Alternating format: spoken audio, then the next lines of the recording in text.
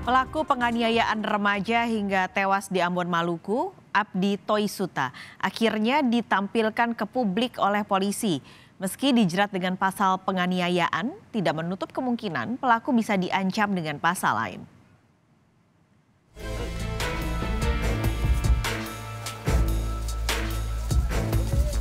Penyidik Polresta Ambon akhirnya menampilkan ke publik Abdi Toisuta, anak ketua DPRD Ambon yang memukul seorang remaja hingga korban kehilangan nyawanya.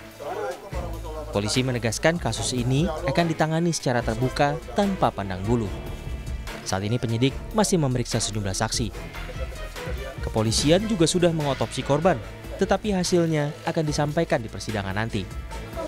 Hasil otopsi sudah keluar. Namun demikian, ini merupakan kewenangan daripada dokter forensik yang melakukan otopsi untuk nanti disampaikan di hadapan sidang, karena itu adalah kewenangan daripada dokter. Namun secara gambaran umum bisa kami sampaikan bahwa antara hasil otopsi dengan pasal yang kami sangkakan itu berkaitan. Abdi dijerat pasal penganiayaan yang mengakibatkan kematian. Tapi polisi juga menegaskan tidak menutup kemungkinan pelaku bisa diancam dengan pasal lainnya.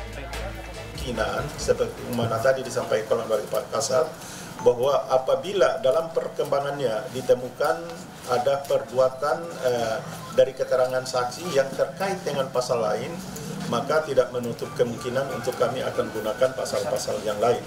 Demikian. Kami ingatkan sedikit penganiayaan oleh Abdi Toisuta. Minggu 30 Juli, korban tak sengaja menyerempet pelaku saat hendak mengembalikan jaket ke rumah kerabatnya. Abdi yang tersulut emosi memukul korban sebanyak 3 kali saat masih di atas motor.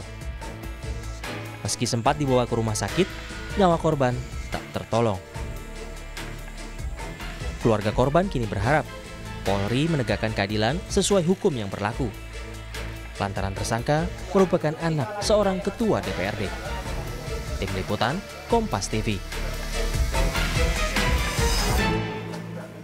Soal perkembangan terkini, anak ketua DPRD Ambon menganiaya remaja hingga tewas, kita terhubung dengan jurnalis Kompas TV Yahya Lating.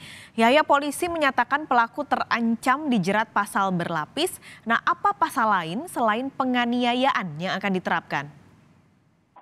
Baik, Pak Khalid.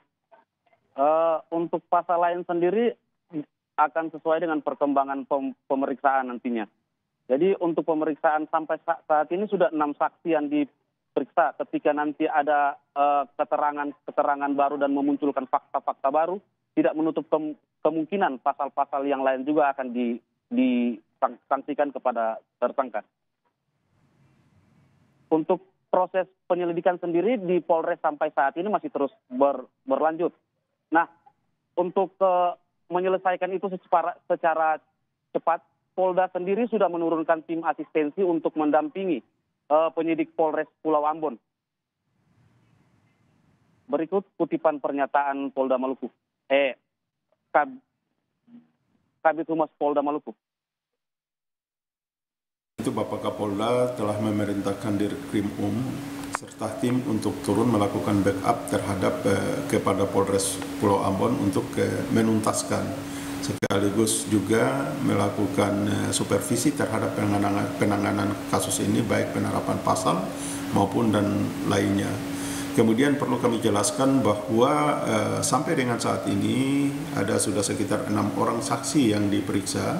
Kemudian pasal yang digunakan sampai dengan saat ini adalah pasal 351 ayat 3. Dan tidak menutup kemungkinan dalam perkembangannya apabila dari kesaksian-kesaksian itu muncul alat bukti baru yang mengarah kepada pasal lain, maka sudah barang tentu kami akan menggunakan dilapis dengan pasal-pasal yang lain.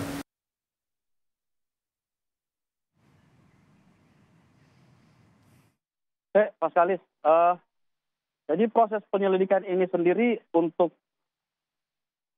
berkas itu belum dilimpahkan ke kejaksaan, namun Kasat Reskrim sendiri sudah mulai mengirimkan surat perintah dimulainya penyidikan ke jaksa. Yahya, ini kan tadi Anda cerita sudah ada 6 saksi diperiksa, masih terus dilanjutkan penyidikannya, tapi kira-kira sudah adakah waktu kapan polisi akan melimpahkan berkas ini ke pengadilan? Oke, sekali. Sampai saat ini belum ada waktu yang pasti untuk dilimpahkan berkas itu. Namun Kasat Reskrim sendiri sudah mengirimkan surat perintah dimulainya penyidikan ke jaksa. Sekali. Baik, terima kasih Yahya Lating melaporkan langsung dari Ambon, Maluku.